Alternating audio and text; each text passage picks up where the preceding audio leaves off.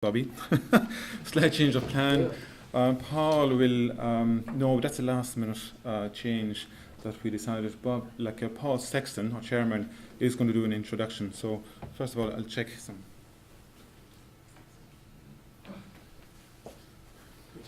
We'll be connecting to Paul. Actually, I think he's going to do the 5 or 4 minutes introduction, perhaps we'll see. So I have it, as you know, we have this kind of a BIMX, model we can fly through. I'll connect this to the system, and hopefully you can see here it's working all right. Sorry, touch and go with these systems, new systems. Of course, it works fine in your own hands. I admire your trust in technology here. And I try to do anything like this, it usually does not work. So now the sound as well has to be activated, hopefully. And also last time we had some issue with the sound, so I'll ask you to be very, very quiet. So we'll see.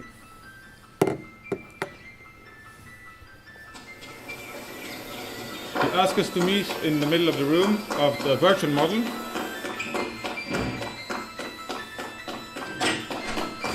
So we'll see if we can find Paul. He asked us to meet there. So Paul, are you there? Paul? Hey Bernard, here. How you doing, everyone? This is Paul Sexton here as your virtual chairman today, and again introducing the last session of the CITA pilot project in 2013. Last time, some of you might remember, we were here to start when we started way back in January. I was working that in remotely on a live connection, and the technology is great, except it doesn't work. People remember that audio wasn't so great. So what was this pilot project all about? BIM times, factor function, high bar religion, and that's what it seems to be sometimes.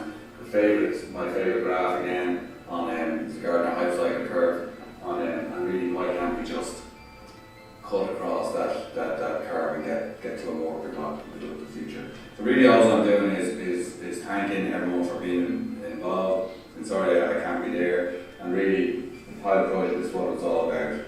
This our mind map we did right at the start. And particularly the people who were involved.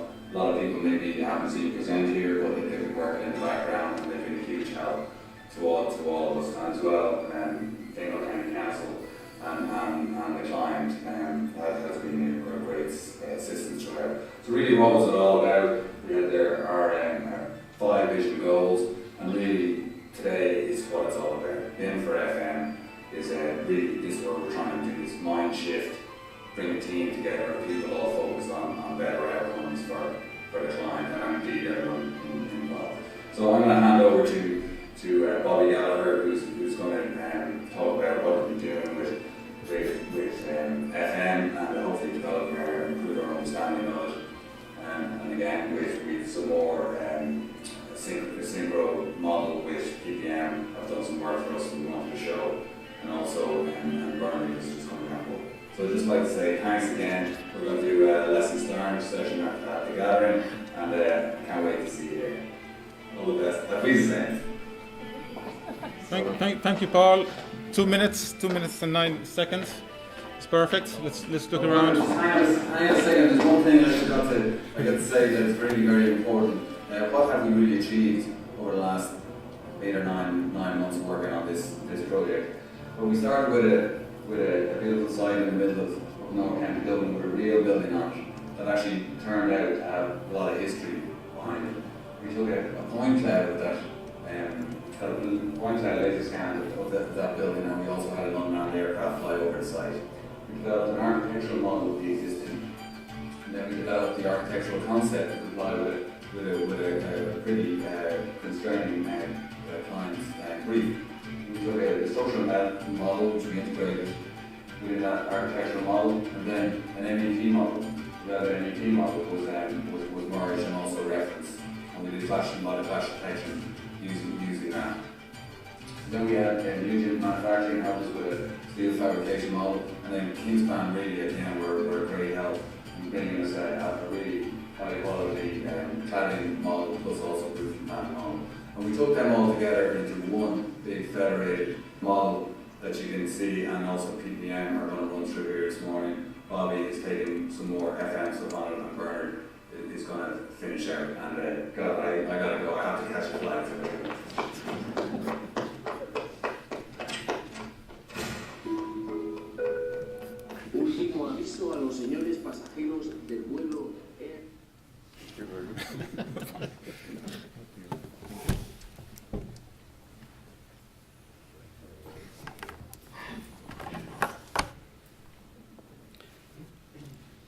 Okay, good morning everyone. My name is Bobby Gallagher. Our company is DFM Systems, and I want to concentrate this morning on project handover documentation and the transfer of information, asset information through to the facilities management. As we heard earlier, there's a lot of information lost and wasted through design and construction before it's handed over to FM, and there are systems in place that will reduce that. So who are we? We're basically specialists in building information, handover documentation, construction, operating and maintenance manuals. We've been developing and producing operating and maintenance manuals now for over 10 years. Working on projects of all sizes and shapes.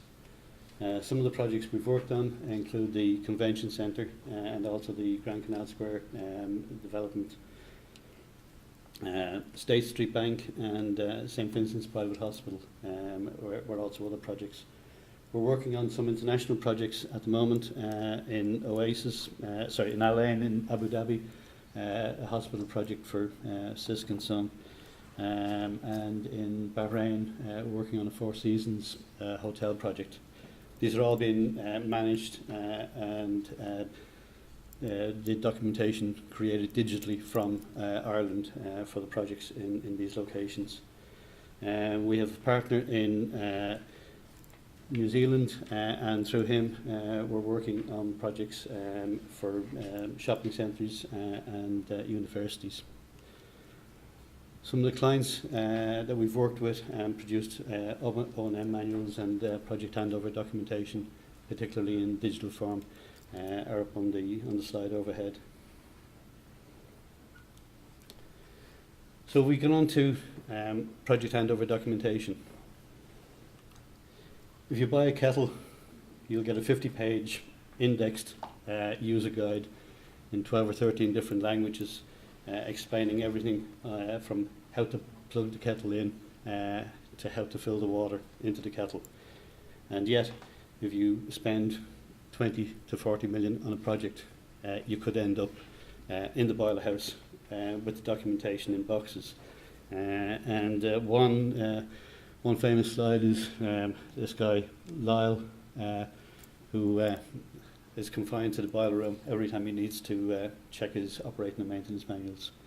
In some of the more organised situations, the information is stored in filing cabinets, but again, not in a very searchable and user-friendly way. So what we try and do is convert the jumble of paper and everything else that you get into a single deliverable CD or DVD. It can also be put up online and made available in an organised way, structured so all the documentation can easily be found and searched as the project develops. There's a number of problems with paper-based files, and I'll just touch on a few. The information is very hard to find. It's difficult to extend an operating and maintenance manual that's produced in paper form. If it's in 40 or 50 volumes of information and you try to slot an amount of information into the middle, you've got to go reprint everything or re-index the whole file to make the system manageable. It's very hard to find information, particularly if it's in 40 or 50 volumes disjointed, and the information you're looking for is spread over a number of different volumes. The other main problem we find with paper-based files is that it's difficult to share information. You've usually one set of documentation, and again, possibly located in an accessible area. So if a number of people need access to the system, it's hard to manage. And finally, they're also very bulky to store.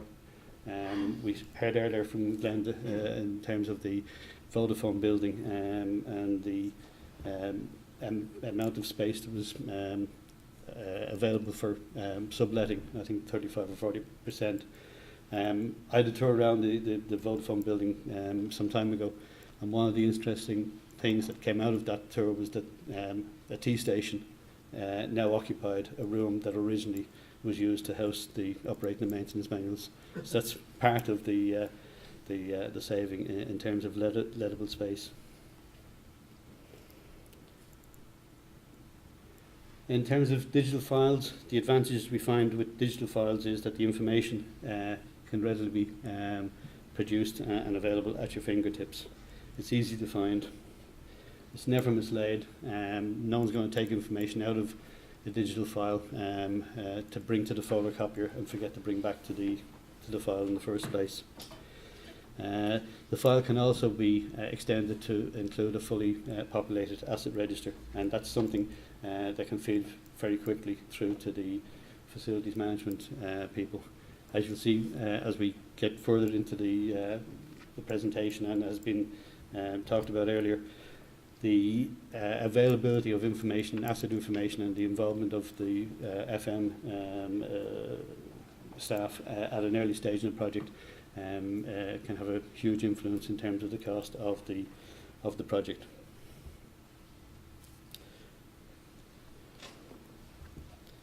I'll just flip past these, but it just gives you some of the stats that is there in terms of the difference between paper-based systems and digital file systems. The interesting thing about that is the numbers that are in there are based on 16 euros an hour, which I think is a pittance in terms of the actual cost. So you could probably multiply those numbers by at least 4 to get to a real number. Okay, so if we have a lot of information available at different stages in a project, the biggest problem that seems to exist there is the lack of interoperability. I don't know whether I get my tongue around that.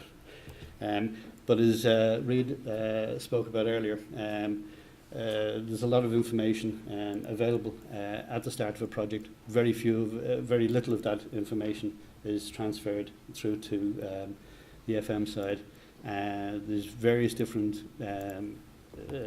software solutions used, from Revit to ArchiCAD, Bentley systems, all producing data, but not necessarily all talking to each other. US National Institute for Science and Technology study showed that in 1 year alone they estimated over 16 billion in lost money due to the lack of interoperability and a lack of exchange of information. As FM people were taking over a building, they had no confidence in the information coming through, and spent in some situations anything up to 600 million converting, that's just in 1 year alone, converting that information into a usable form.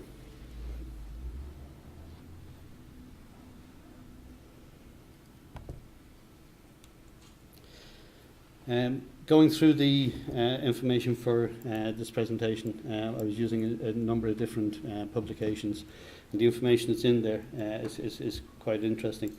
85% of the actual cost, the life cycle cost of a building, goes into operating and maintenance costs, and a lot of that is time spent verifying that the information that's been received matches the information or the actual as-built in the building.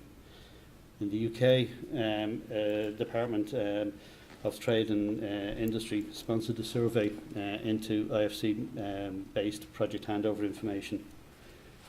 One of the results they wanted to achieve from the project was to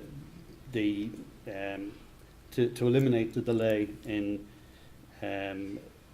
populating an FM system.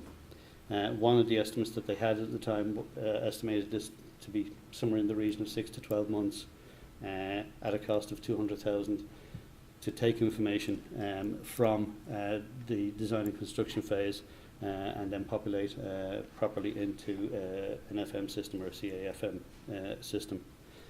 The other interesting thing is that in real life in operating and maintenance situations, at least 1 or 2 hours can be spent looking for operating and maintenance information before a work order is actually executed.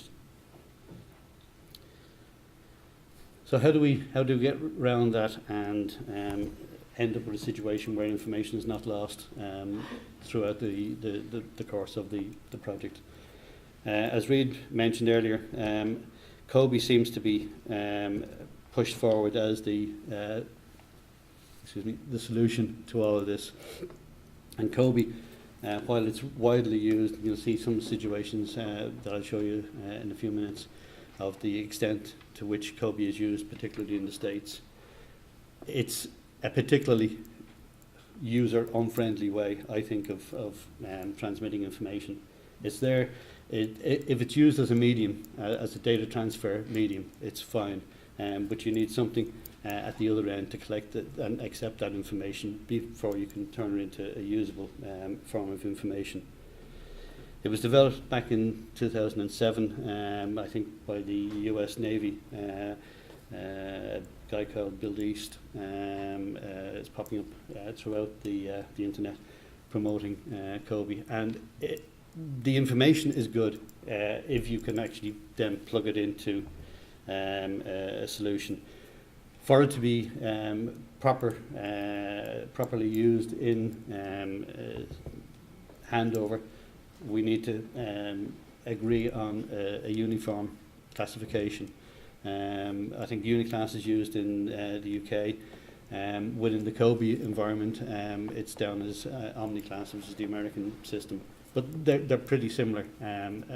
Once you have some form of a standard classification and there's a decision made at the start on the amount of information to be collected, it can be transferred across using COBE.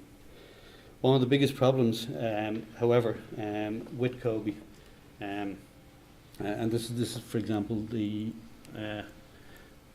spreadsheet form of COBE. And that's fine if you've got 200 or 300 components or items in a building, but when you get to the situation where you've 9,000 to 15,000 documents used to manage a building, and you've got to try to search through an Excel spreadsheet to try and find that information, it becomes almost impossible. This is a diagram. This is a diagram of the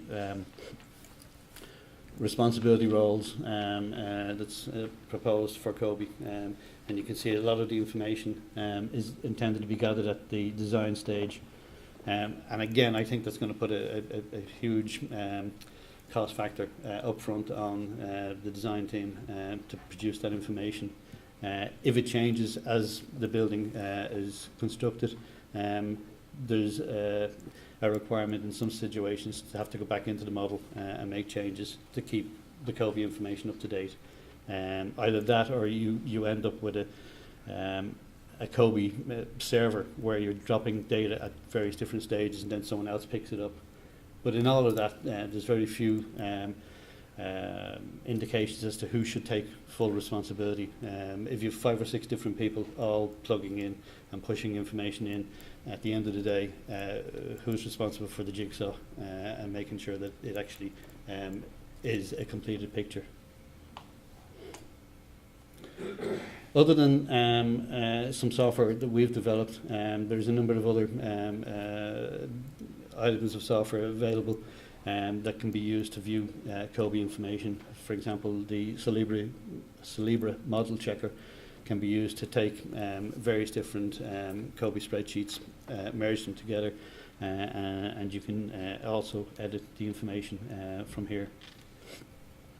Ecodomus is another system that's available for use, and in there they use a 3D building image or 3D model to allocate data.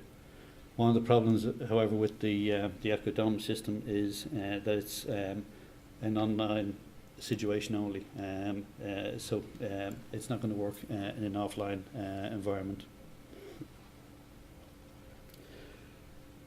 The COBE spreadsheet is meant to manage assets, or it's designed to hold information on managed assets. But it won't hold information on as-built drawings, it won't hold information on specifications, layouts, and other than that, nor will it hold information on systems.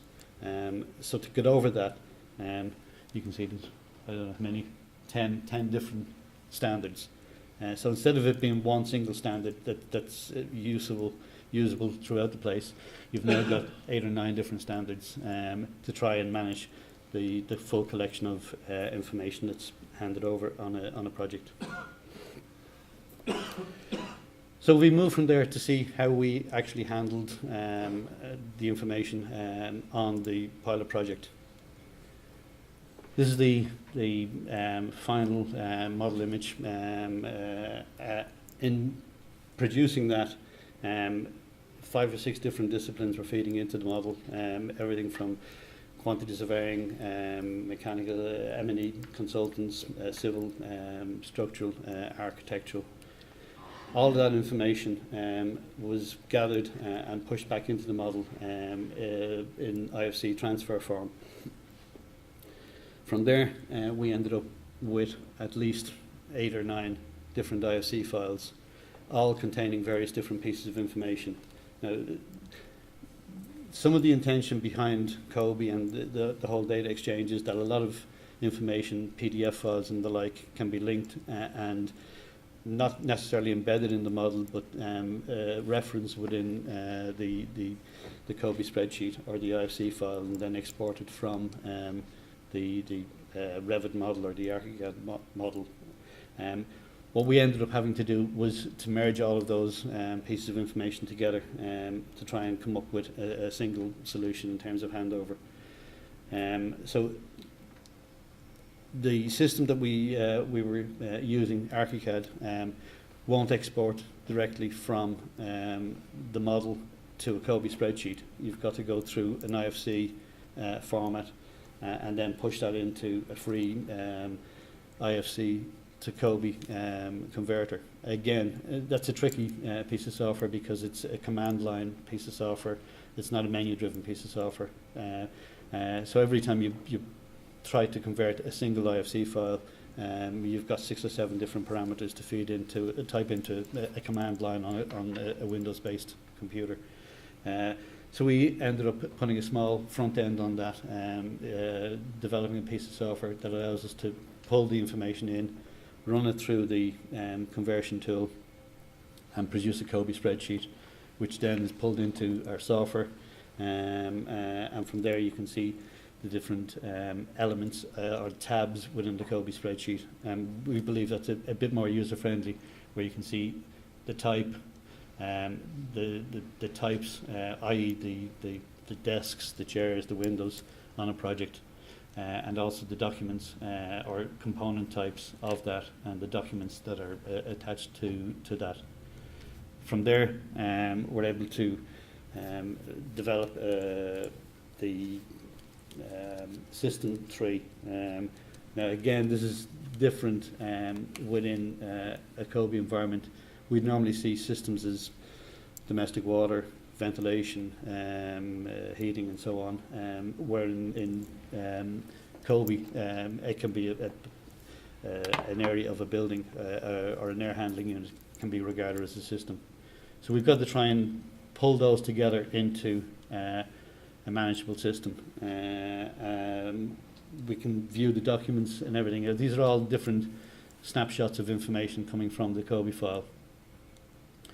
Once we get it through the COBE file, we then need to transfer it into our building handover documentation system. The digital safety file that we use, we break information down generally into 10 or 15 parts, depending on the type of project we're dealing with. So we've got to map information from the COBE files, 6 or 8 different files that we've merged together to map them across into a set of O&M manuals and handover documentation. We use a mapping system, probably something like what Reid was speaking about earlier in terms of their translation tool. And from that, we can use an auto map function to transfer information from the left-hand side over onto the right-hand side. And in this situation, you'll see that we found within the COBE data, we found information to populate all of the white sections of the O&M manual and the handover file. The yellow are items that contain no information because there was nothing in the COBE file. And what's left over on the left-hand side is information in the COBE file that doesn't map straight away into a standard operating and maintenance manual. So we have to do some manual transfer to get that across into the file. We can see the documents, the assets, the contact database, and everything else, and then ready to transfer that over into our software. Once we map it across, it comes straight into the software. All of the systems are populated. If there's documents within the O&M manual, or sorry, within the COBE spreadsheet, those documents will come across, and we can open them up within the system itself.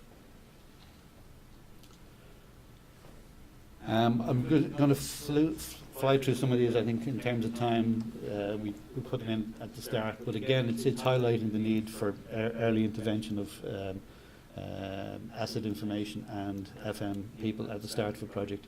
You'll see in terms of influencing the life cycle, there's a high degree of ability to influence the life cycle cost of a project if FM are involved at an early stage in the project rather than at a later stage in the project.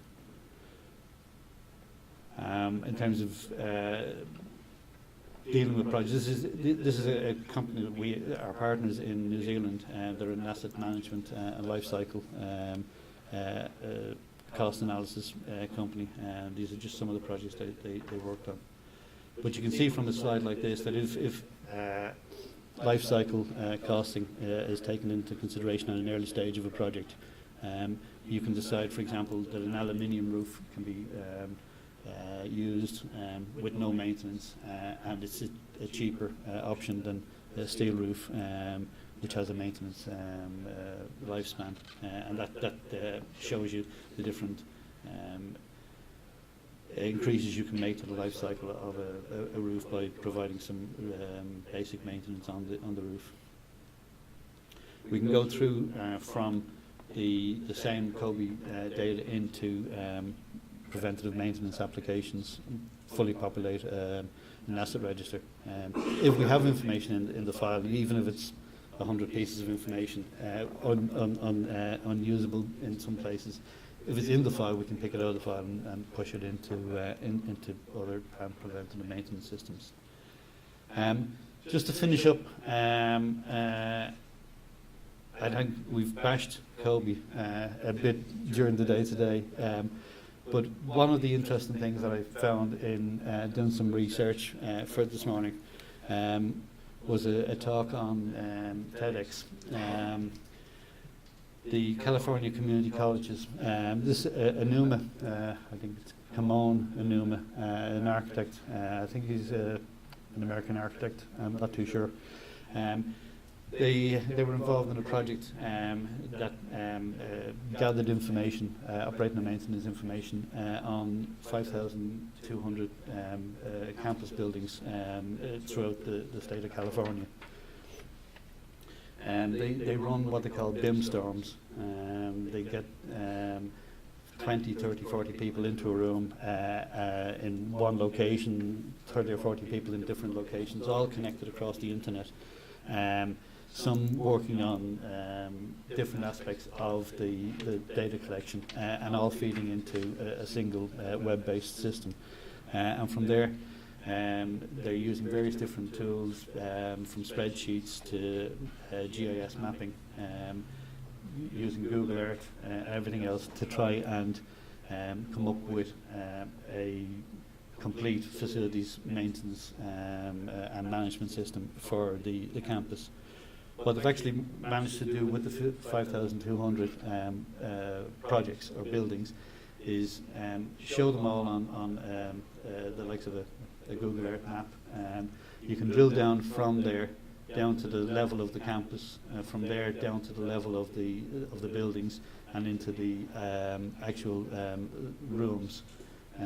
What they've done with that information is plugging in various different pieces of data. For example, the scheduling of the classrooms is pushed into their software, and they can then produce a map showing what level of usage each of the classrooms have at various different times. So they can cycle through the day, and this map will change in colour from blue to red to show whether the classroom is occupied. They can monitor energy levels, work order details and the like. They're moving now towards a live data situation where everything from someone reporting a high temperature, for example, in a room, that work order is generated. It flags up in real time on a map, so management can look in and see the red indications showing outstanding work orders that are live within the system. So there's a huge amount of information gathered from all of this. And what they've finally done, having done most of the schools in California, they've decided to take it one step further, and they're bringing Kobe to Mars. And this is true. I mean, there's an actual project where they're trying to map out sections of Mars using Kobe. Hi, how are you doing? My name is Martin O'Brien. I'm a commercial BIM manager for PPM, and that's my colleague Rob Maguire. I'll just start off by saying it's the first time I was at a CITA event, and it's been very interesting so far, so hopefully this will continue in the same vein. Just a little bit about PPM and who we are. We're a construction consultancy company founded in 2009 by the managing director, Matthew Edwards. He was here earlier, but there's an important business meeting on in the city that he couldn't miss today, so that's why he's not here with us. We offer several different types of BIM consultant services, from 3D, 4D, 5D. We're getting into 7D, which is the facilities management part of it. We do some live stage work as well, and a lot of forensics in terms of the project programs and arbitration studies. We do have a new service that I'll just go into a small bit about later on with D3D. They're a visualization 3D company based in Dublin. We're the European representatives of Beck Technology. They're part of the Beck group in the United States. So just quickly, there's some of our business partners that we've been involved with, and I know we're kind of tight for time, so I'll try and get through it as quick as I can. There's some clients that we've worked with. Then building information modelling, BIM. As you can see on the top right hand corner there, micro BIM, which is what a lot of people are familiar with. And underneath that then is the area we try and focus on more often, is the macro BIM side of it. Basically the difference between both is that on the top right, that model will show you how to build a building, whereas the model below it will show the client if he should go about building the building. This is just a snapshot from our software deprofiler and what kind of thing it can offer, just in terms of studying what-if scenarios and different types of buildings. You can put them in on the site and it'll generate which is the best option for you to go with. It's just a small case study that we're undertaking currently in Kilkenny. It's just an agribusiness park that are thinking of expanding a little bit and putting office space on it. And that's the model that we've proposed, which it's not great visually to look at, but it's full of information that is usable and can be carried on past conceptual stage on into the live stage of the project. Some of the services we've offered then is the 3D topographical information, site layout, 3D model, conceptual cost estimate, program, some energy analysis on what services they want to go into the building, and then the visualizations then afterwards. The benefits that we can expect them to get out of it are there's no requirement for an early design team involvement and expensive fees for when the client is not fully sure what he needs just at the minute. Because of the software, we can study different shapes and different sizes so he can get a better feel for what he's looking for before he takes it a step further. The conceptual cost estimate then will provide him with a budget, return on investment calculations through life cycle costings, and visualization then again, which is very important for them. How our new system works, and this just last before I will go on to the 4D model, is stage one is a topographical survey done. This can be through a GPS or through 3D aerial if you don't want to be too intrusive on the site. The macro BIM conceptual 3D model then, that's Scarode's area he looks after on D-Profiler, which is just the 3D block massing that you saw previously in the case study in the Kilkenny one. Then 4D, we lay the schedule over the model so you can see how long it will take to build. 5D then is where we add in the costs and properly estimate out the works. So it will actually be able to be fit for sent out for tender, or if that's the route you want to go with. Stage 5 then is your 3D visualization animated model, very similar to what Bernard showed earlier, just going through. And I'll pass you over now to Garrod, who's going to talk about the 4D model for the pilot project. Thank you, Martin. We were brought in as part of the pilot project team by Bernard and his crew to put together the 4D simulation, and the first task that we had was to take in all of the IFCs that were created. As Bobby alluded to in his presentation, they were split up into a number of different IFCs: structural existing, structural new, architectural existing, and so on. We also had a number of suppliers' IFCs that we also were given as well, the Kingspan roof panels and also the Nugent steel work that you'll see throughout it. By and large, we took these IFCs in, they came in very well. Was one or two small issues that I'll touch on a little bit in the next few slides, but by and large all of the IFCs came in, all of the components came in, and that allowed us to actually apply the tasks to the components to actually run through an animation, which you'll see towards the end of the presentation. So one or two issues that you'll see on this particular slide here, we see a missing panel in the curtain wall. Something small, but obviously it should be there, so it's something that we should note and maybe find out what is actually the issue. This next one then is a visual thing. It's the level of the timber roof was not at the right level. Bernard tells me it's okay to give out about a particular engineer who is currently catching a flight at the moment, so we blame him for that one. But again, in all seriousness, you can see how visually striking it is to see that it's at the incorrect level and should be changed. So just a few screenshots I'm going to run through for the presentation. We see the existing structure as it came into synchro, so you can see the IFC comes in well and has good context on that. Just maybe one little note on you'll see the context model or the mesh model behind. That was one of the issues that we had with Bernard's working through it, was that when we brought in the mesh as an IFC, it actually didn't come in well, and we had to then actually revert to making the IFC into a slab, so it actually come into the model that we have there. It gives us context on the model, so the actual building is not floating in space. So when we run the animation, you can actually contextualize the project and see it in the real environment. So moving forward with it, the next IFC that we imported was the existing structures after demolition. So you can see all of the roof stripped back and all of the steel work taken away and so on. The next IFC that we have is the temporary works, like the scaffolding and the crane and stuff like that. These were all imported after the demolition was finished. Then we move on then to the construction works, and I've just highlighted in this instance the installation of the roof panels that we received from Kingspan.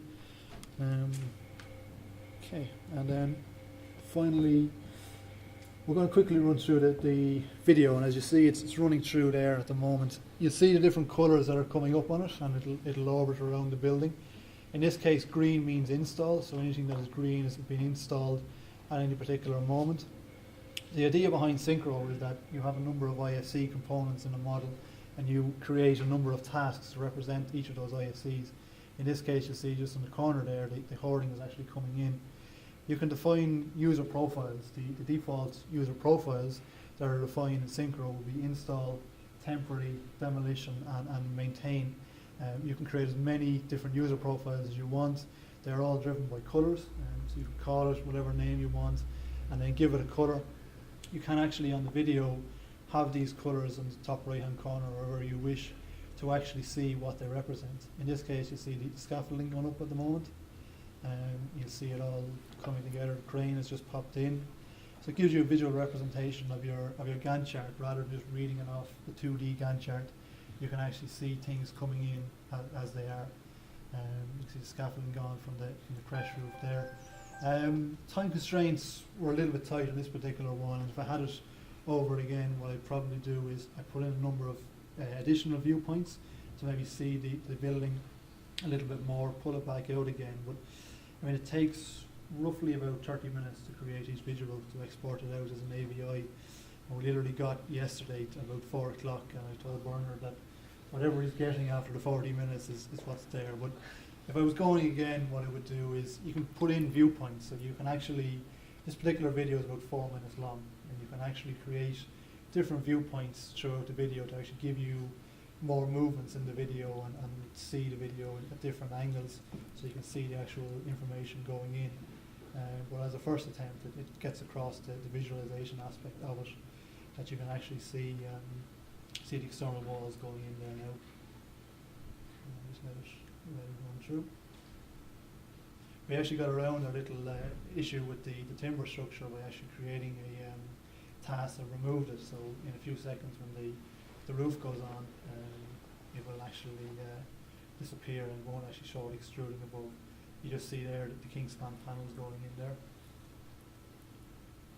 And the Kingspan panels, the scaffolding and the crane has been removed. And you have the ability as well with viewpoints to actually zoom in on a particular area if that's what you so wish to look at any given time. I also did connect the internal furniture and the internal slabs and stuff like that were created, but at the moment you can actually, obviously the building is actually hiding it, so if you can actually show that as well with stripping away the building and actually showing the build up of the internal components as well.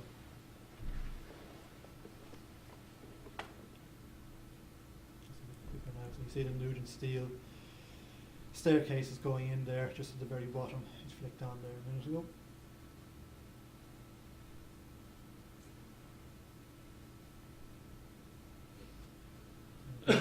It's constructed and it should start in a few seconds to actually take away the temporary works, or the remainder of the temporary works. You can see obviously then the multicoloured wall panels as well, is also from Kingspan. So yeah, that's the end of that. I'll hand you back over to Bernard. That's great. Thanks, Gerard, Martin, and Bobby as well for excellent presentation and input and valuable time again put into this pilot project. So we have to stress it's completely voluntary. So hopefully you all appreciate. Like we will have actually at the BIM gathering we have a specific session actually on the lessons learned, as Paul was mentioning earlier. So we'll have all the conclusions, and we'll hope to see you there. So if you can also direct your questions to us at that moment in time. I'm not sure if the time allows us now to manage some questions, but I'll hand over then to either Tom or Alan. Yeah. Thanks. Thanks very much, Bernard. Thank you.